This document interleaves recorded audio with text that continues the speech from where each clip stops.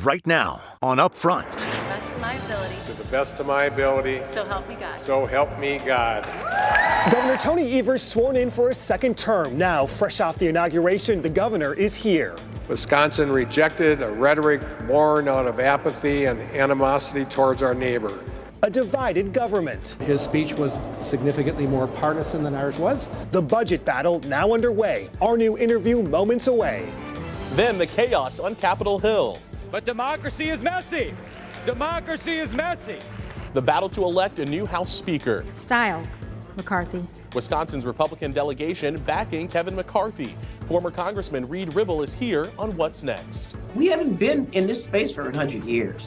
Congresswoman Gwen Moore as Democrats don't budge and the lasting impact headed into a new week. Taking on the issues important to Wisconsin. This is Upfront.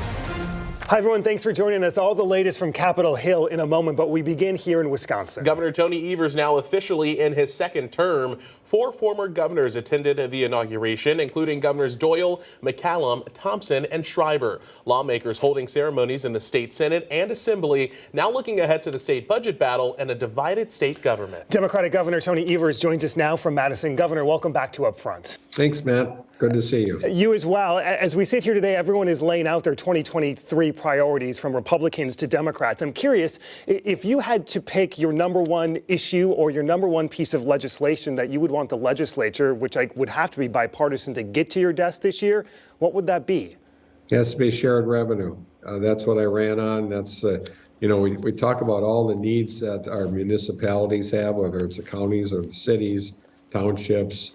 It's around public health, public safety, you name it. And frankly, those folks have been very, very poorly treated over the last decade. And so, and the good news is I sense that there's bipartisan support for that. Now, how that plays out, I can't guarantee, but there will be productive conversations around shared revenue, and I feel good we'll have a reasonable outcome. I know you met with the mayors of the state's 5 largest cities a few days ago. We'll get to that in a moment, but you also have met privately with Senate Majority Leader LeMahieu and Speaker Vos. Take me inside those conversations.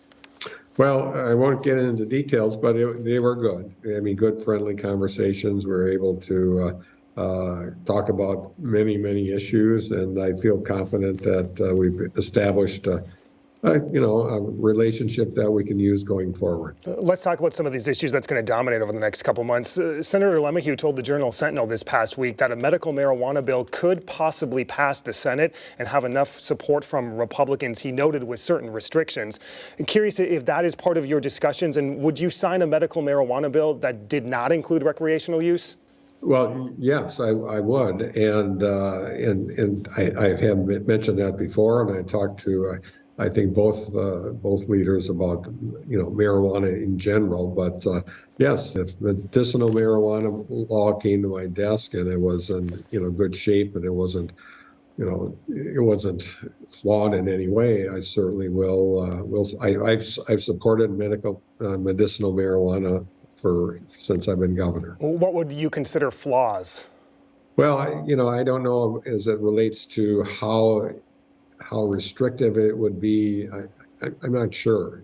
It seems to me it should be pretty straightforward, and so we'll see what it looks like. But I feel confident that they'll come up with a bill that I can sign. You mentioned the state's abortion ban in your inaugural address. If Republicans were to send you a bill adding rape and incest to the current law, would you sign that? No.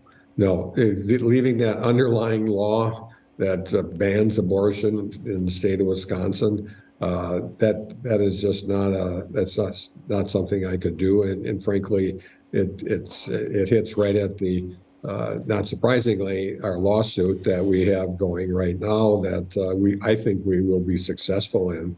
Let's talk about the budget, as a lot of discussions are already underway, and taxes. Republicans, as you know, are looking to propose a 3.5% flat income tax. You have rejected that idea.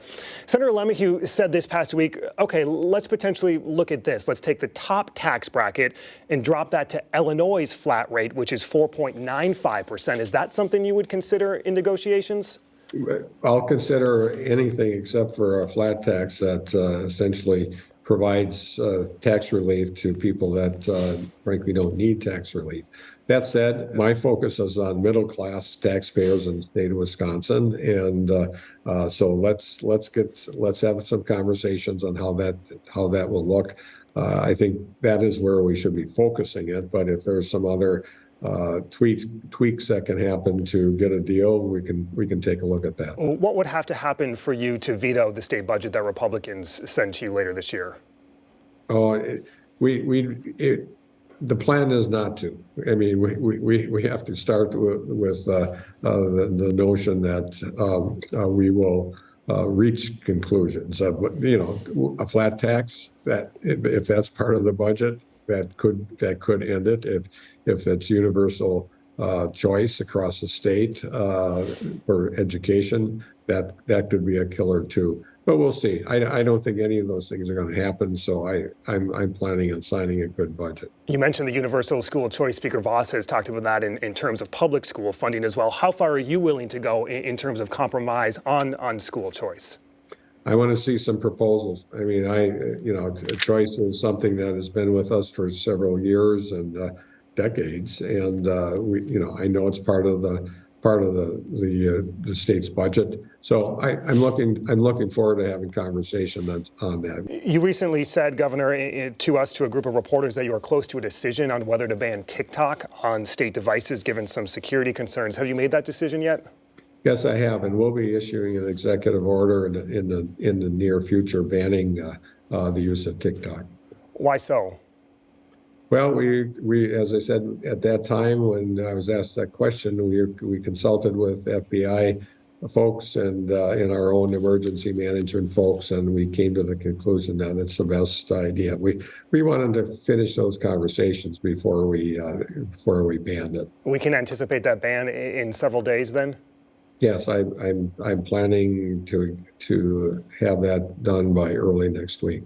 Republicans are looking to push forward a number of constitutional amendments, potentially to get on the April ballot. One would restrict your ability, the governor's ability in general, to distribute federal funds. Is that something you're supportive of, especially when you look back? Absolutely not. You think about what happened during this pandemic. We had a legislature that didn't come into session for 300 days, and we got that money out the door.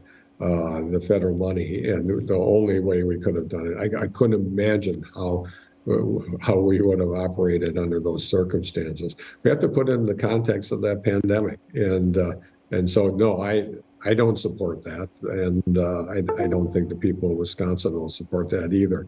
It's one thing to take authority away from the governor, but it's most importantly it takes decision making and puts it in a way that it is just going to be horrendous. I mean, how would the legislature figure out how many vaccines that needed to be ordered or paid for, or how much money should be going to farmers directly, and every day of deliberation and discussion and fighting over that, it will be a disaster. What should people make of the Audit Bureau report recently saying that DOA has not provided enough information on how the federal funding has been distributed? And do you have a concern about that? And is that something the administration is looking to fix?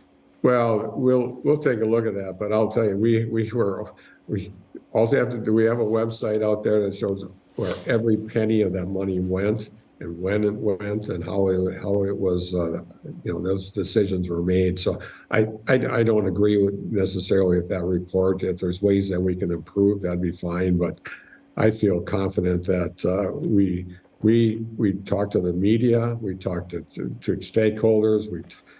These things that happened in the dark of night, they were wide open.